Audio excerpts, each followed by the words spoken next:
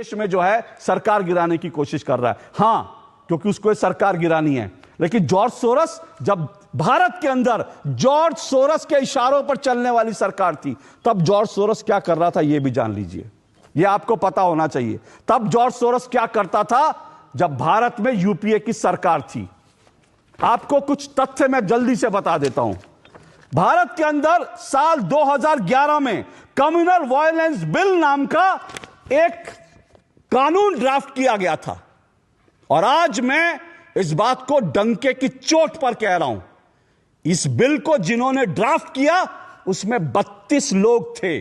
और वो 32 लोग चुने हुए नेता नहीं थे, वो 32 लोग जॉर्ज सोरस के पिट्ठू थे, जिन्होंने कम्युनल वायलेंस बिल को ड्राफ्ट किया था। जो सोनिया गांधी की जो एक कुंडली थी, उनकी जो मंडली थी, उस मंडली ने ड्राफ्ट किया था कम्युनल वायलेंस बिल। और जानते हैं उस कम्युनल वायलेंस बिल में क्या था? उस कम्युनल वायलेंस बिल में यह था कि जो भी दंगा भारत में होगा उसके लिए हिंदू दोषी माने जाएंगे। अगर किसी हिंदू महिला का बलात्कार होता है तो फिर उसको बलात्कार नहीं माना जाएगा। अगर किसी मुस्लिम महिला का बलात्कार होता है तो वो जो है हिंदू उसके लिए दोषी माना जाएगा। उस बिल में यह था कि अगर कोई दंगा होता है तो जो है मुसलमानों की बात जो है सिर्फ मुस्लिम जज सुनेगा, हिंदू जज सुन भी नहीं सकता।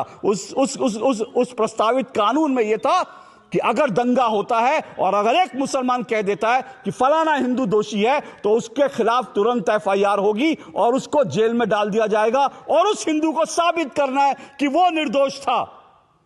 कानून साबित नहीं करेगा, उसको साबित करना कि वो निर्दोष था। तुरंत जो है वहां पर न्याय होगा। और न्याय क्या होगा? हिंदू को उठा के जेल में डाल दिया जाएगा और मुसलमान जो है उसको माना नहीं जाएगा। ये कम्युनल वायलेंस बिल 2011 में बना था। और इस बिल के पीछे दिमाग जानते हैं किसका है?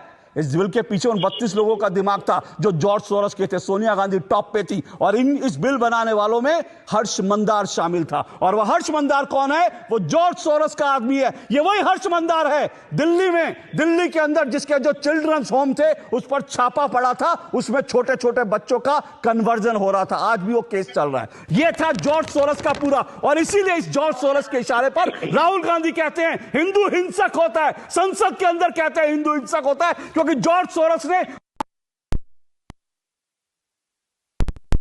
को हर दंगे का जिम्मेदार ठहराने की उसने पटकथा लिख दी थी, जिस पर दस्तखत सोनिया गांधी के थे, जिस पर दस्तखत डॉक्टर मनमोहन सिंह के थे। और सुनना चाहते हैं डॉक्टर मनमोहन सिंह के दस्तखत क्यों थे? मेरे हाथ में एक तस्वीर है, ये डॉक्टर मनमोहन सिंह की बेटी की तस्वीर है। और ये ओपन सोसाइटी के मैंने उसकी ओपन सोसाइटी के जो उसका जो वेबसाइट है वहां से है।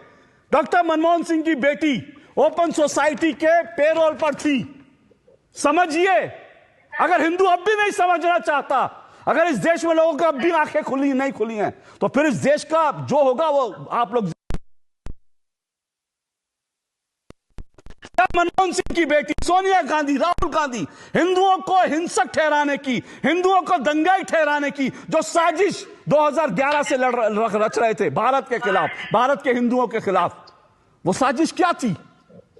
किसने रची थी साजिश? वो तो भला वो कानून पारित नहीं हो पाया क्योंकि देश में विरोध हुआ, वरना हिंदुओं को इस देश में कोई उंगली उठाता हिंदुओं को जेल में भेज दिया था, तुम दंगाई हो।